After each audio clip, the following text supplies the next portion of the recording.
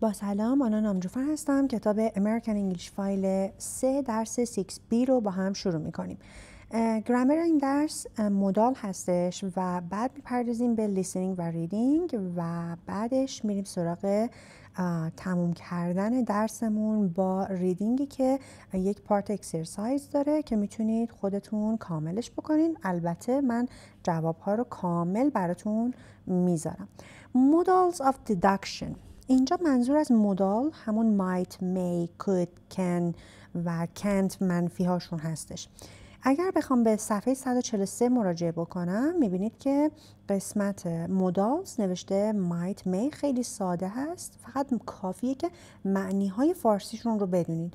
پس ما might و may رو جفتش رو یکی میدونیم. چرا؟ چون اینجا اسلش گذاشته، پس یعنی یکی هن. یعنی سینونیم هستن. might I might go, I might be.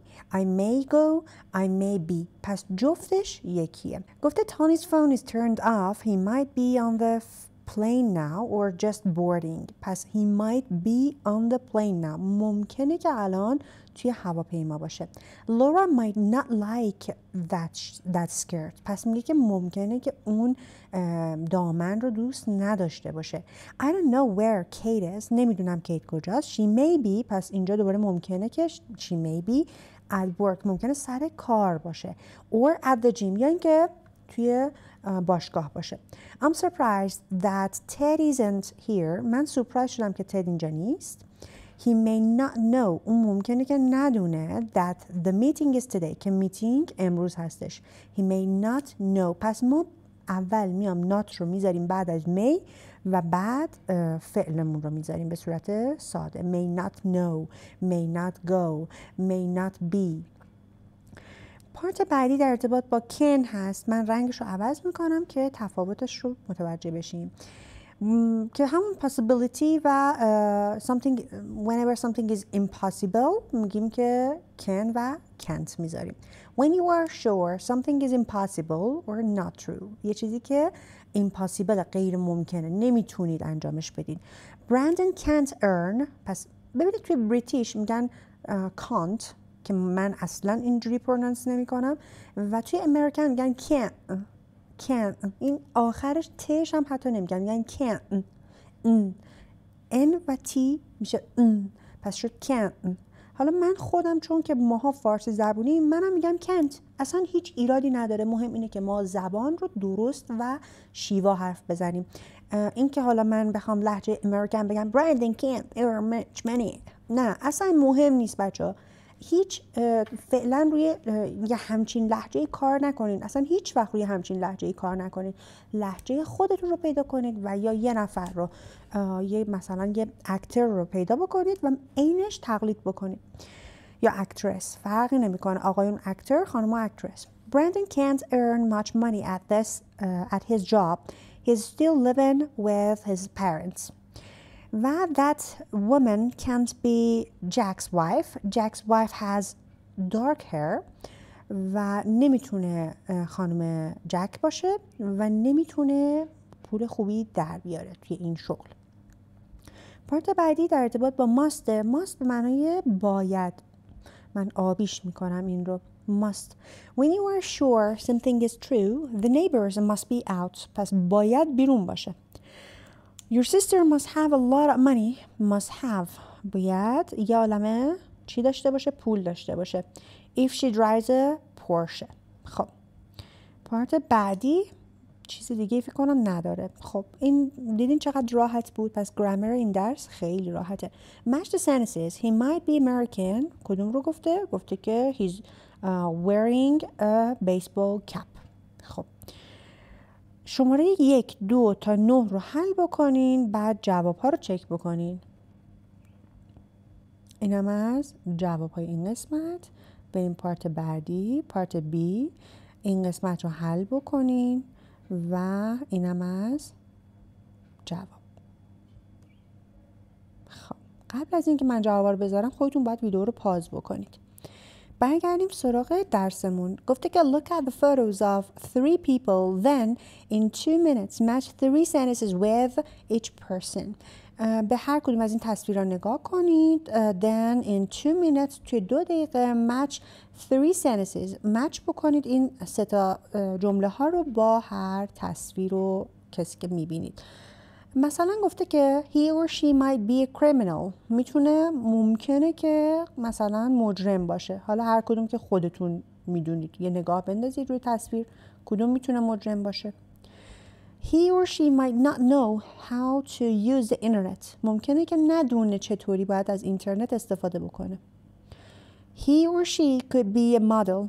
خب میتونه مدل باشه. He or she be German or Scandinavian. گفته که میتونه اسکاندیناویایی باشه یا جرمن باشه. He or she may not have a job. ممکنه که شغل نداشته باشه. He or she may be a millionaire. پس میتونه میلیونر باشه. He or she اینجا گفته his or her. His hair or her hair must be dyed. bachcha dyed به معنی رنگ شده هستش. گفته must باید رنگ شده باشه. He or she must be retired. باید بازنشسته شده باشه. He or she can't be a business person. نمیتونه یک بیزنسمن باشه یا یک بیزنس وومن باشه. هر کدوم که خودتون دوست دارین رو برش بذارید، اصلا مهم نیست. Which modals verb means it's possible. It's possible. Which modal verbs mean it's possible. پس میگه که کدوم مدال ورب ها منظورش اینه که possible یا ممکنه. اینجا یکیشو گذاشته might، بعدی میشه may یا could و بعدی شماره 2 which modal verb means it's very likely to happen. امکانش هست که اتفاق بیفته must. Which modal verb means it's impossible. غیر ممکنه can't. ما باید الان اینجا به یه لیسنینگ گوش بدیم که توی این لیسنینگ اومده این آقا رو 2 تا خانم هستن که نشستن توی یک مثل کافه تور و دارن راجع به این آقا صحبت میکنن و دارن از این مدال ورب ها استفاده میکنن. میگن ممکنه که اینجوری باشه. خب شما الان نظرتون چیه؟ به نظرتون این آقا کی میتونه باشه؟ کی ممکنه باشه؟ کی باید باشه؟ جمله بسازید. He must be American. He might be British.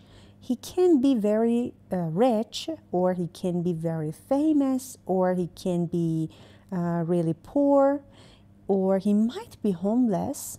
ببینید اینجا هم یک سری کلمه بهتون داده.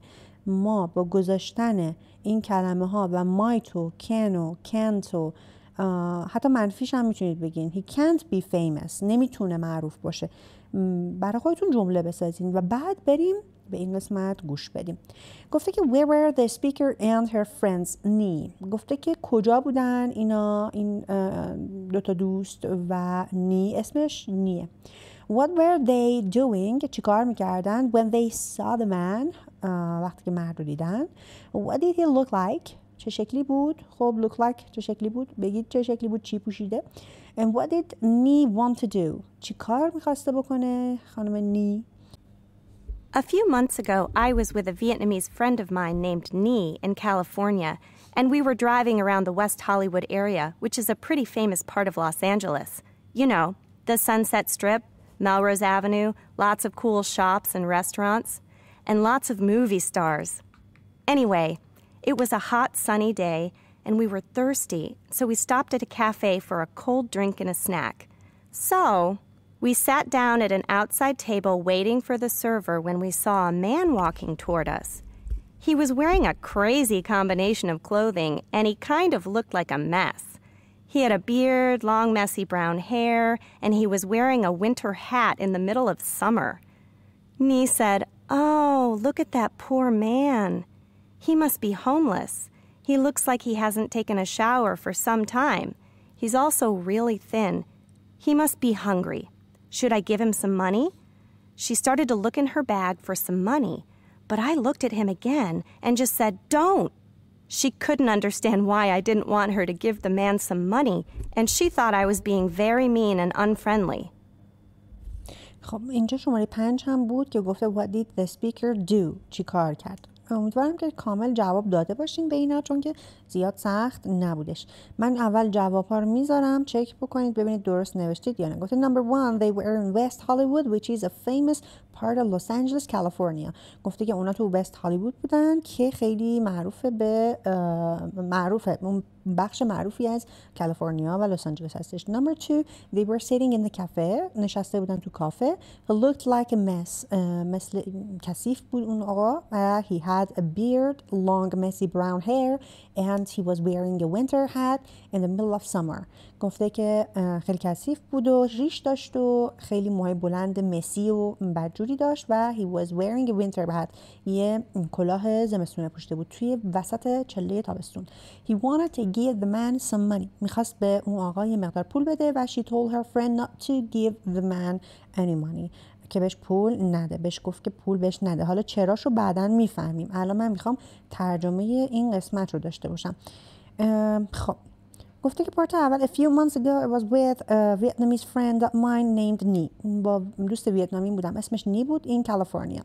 And we were driving around the West Hollywood area و ما داشتیم رانندگی می‌کردیم توی West Hollywood area which is a pretty famous part of the California, Los Angeles, you know, the Sunset Strip, Melrose Avenue و lots of cool shops and restaurants.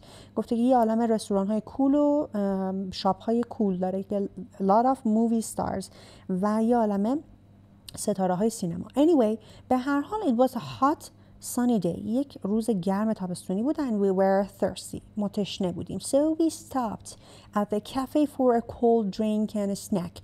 ما توی کافه بودیم و می‌خواستیم یک درینک سرد و اسنک بخوریم. بنوشیم و اسنک بخوریم. So we sat down. این گذشته sit down نشستیم at an outside table waiting for the server when we saw a man walking toward us. ما بیرون نشسته بودیم و منتظر سرور که برامون نوشیدنیامون رو بیاره و یه من walking toward us. یه آقایی که داشت به سمت ما میومد دیدیم. He was wearing a crazy combination. یک کامبینیشن ترکیب دیوونه‌واری از لباس‌ها پوشیده بود.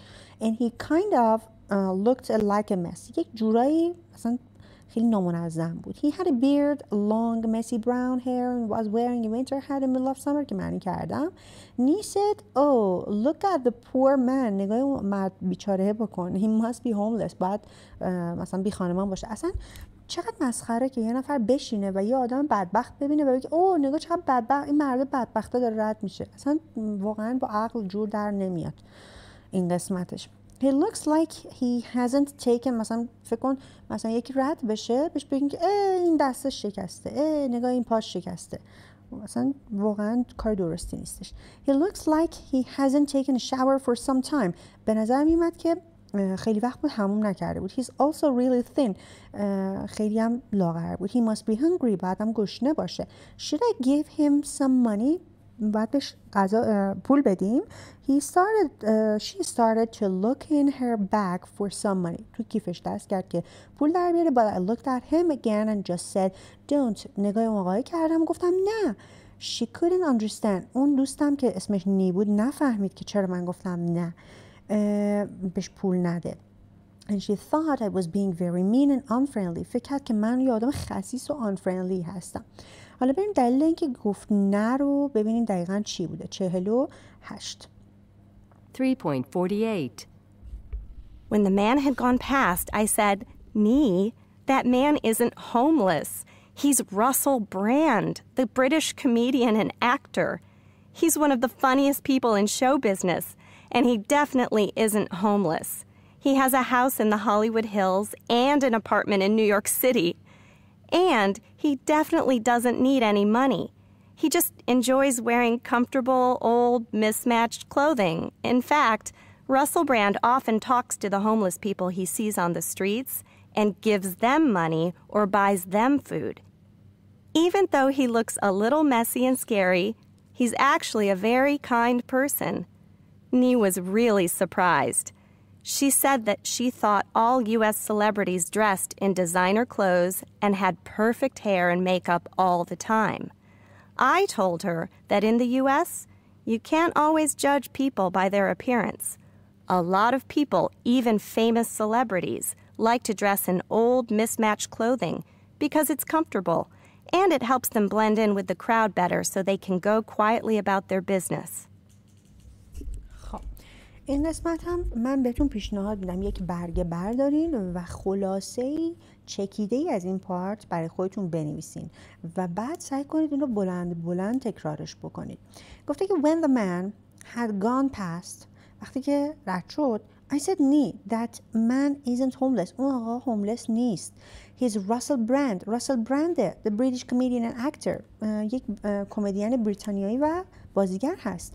He's one of the funniest people in show business. و یک آدم فانی هست، فانی ترین آدمی است که توی شو بیزنسه. And he definitely isn't homeless.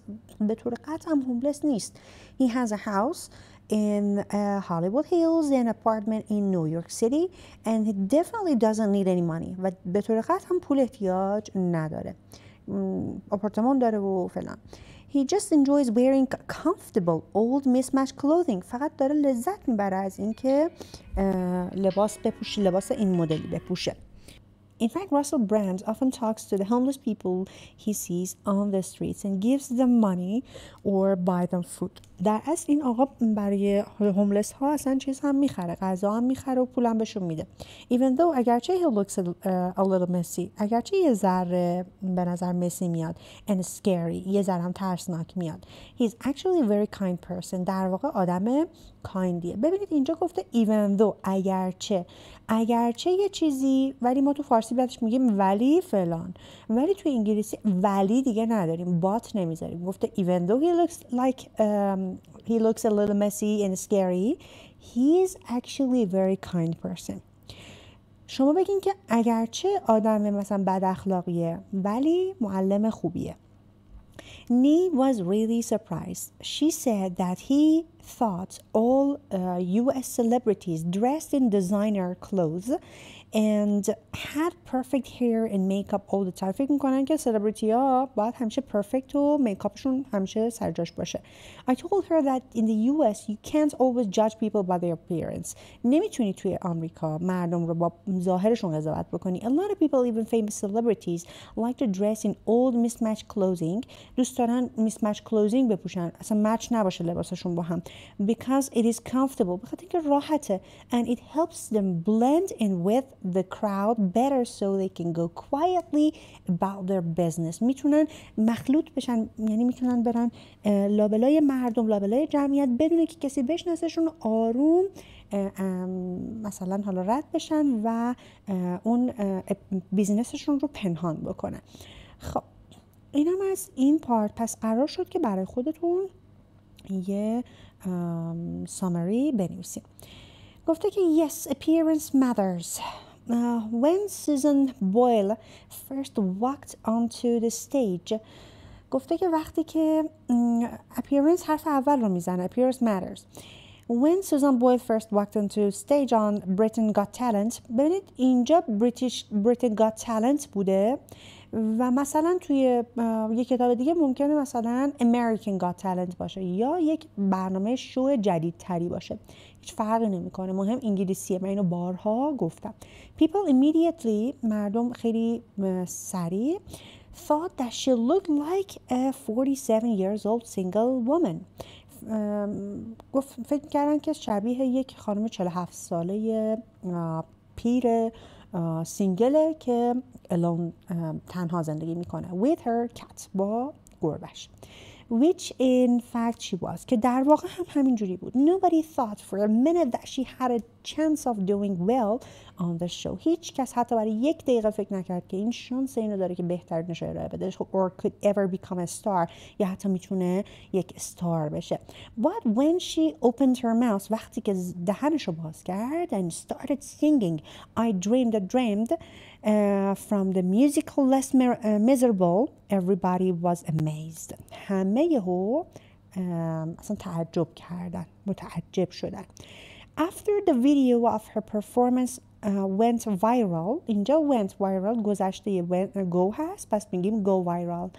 وقتی که اون ویدیوش وایرال شد، journalists، الان کلمه viral توی فارسی هم زیاد به کار میره، یعنی اینکه یک چیزی عمومی شده، پخش شده بین همه. Journalists started talking about how wrong it is to stereotype people into categories. پس میگه که چقدر صحبت کرد راجع به اینکه چقدر اشتباهه که مردم رو بهشون مثلا برچسب بزنیم. And how we should learn و چطوری یاد بگیریم once and for all. کلا یاد بگیریم که not to judge a book by its cover، که آدم ها رو قضاوت نکنیم. این یک اصطلاحه که میگه don't judge a book by its cover. بذارید من اینو پاکش بکنم، آبی رنگ رو تبدیل کنم به قرمز، چون اصطلاح EDM هستش. don't judge a book by its cover، میگه کتاب رو از کاورش قضاوت نکنید. But social scientists say that there are reasons why we judge people based on how they look.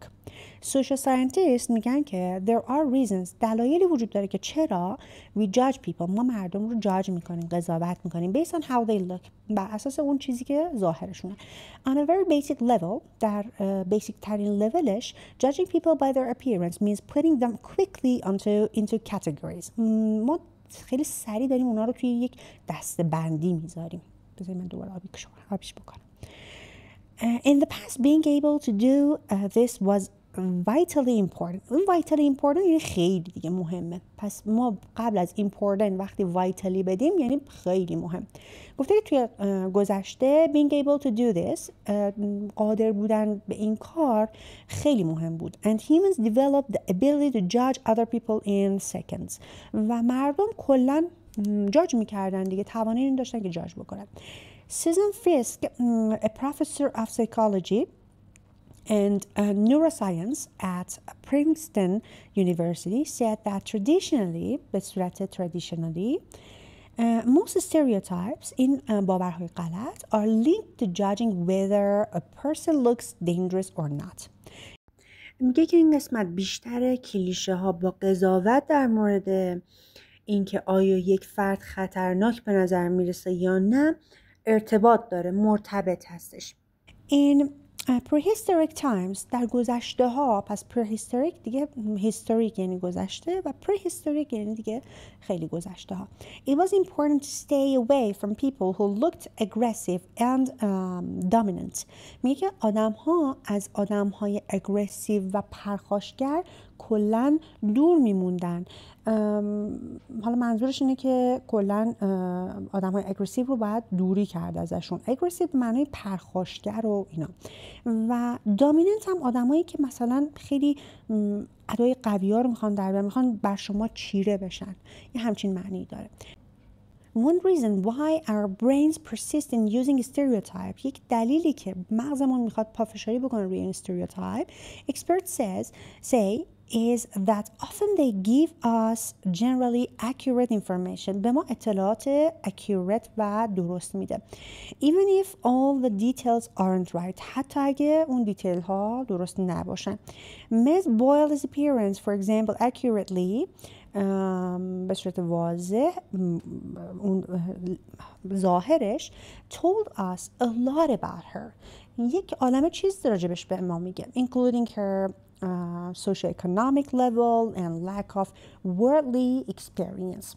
خب میگه که ظاهرش به ما یک عالمه اطلاعات داره میده. مثلا چی؟ مثلا اینکه داره به ما میگه که این خانم از لحاظ اجتماعی لول اجتماعیش چیه و یا تجربه کلا این خانم چیه و lack of worldly experience، کمبود این تجربه ها رو داره.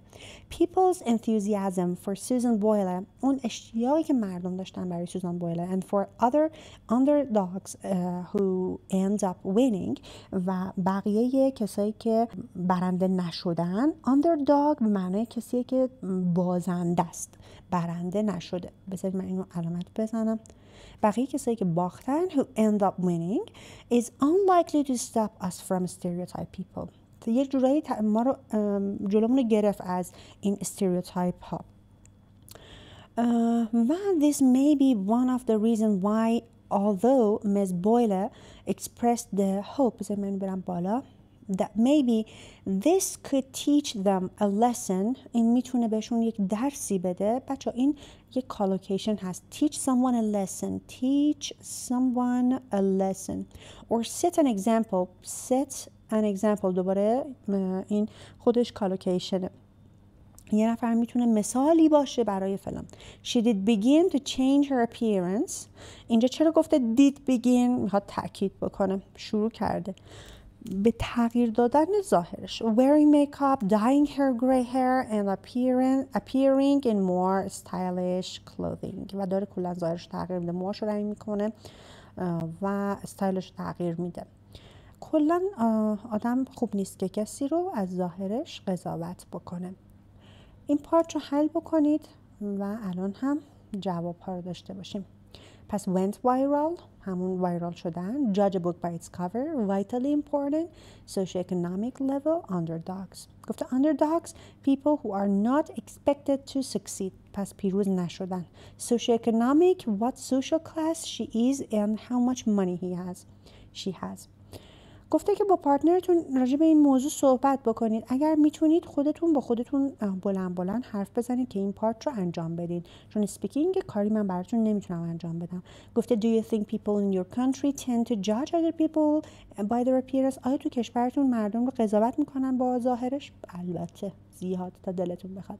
این way. پس سعی کنید جواباتون هیچ وقت نه نباشه. بگید بله و صحبت کنید.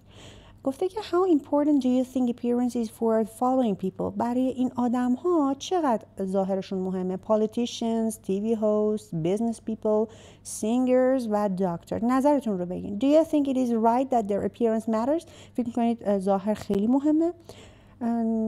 و پارت آخر on what occasions might you judge someone by their appearance؟ گفته که توی چه موقعیت شما جاج میکنید آدم ها رو با ظاهرشون. این هم از پایان درس 6. اگر مشکلی بود برای من کامنت بذارید.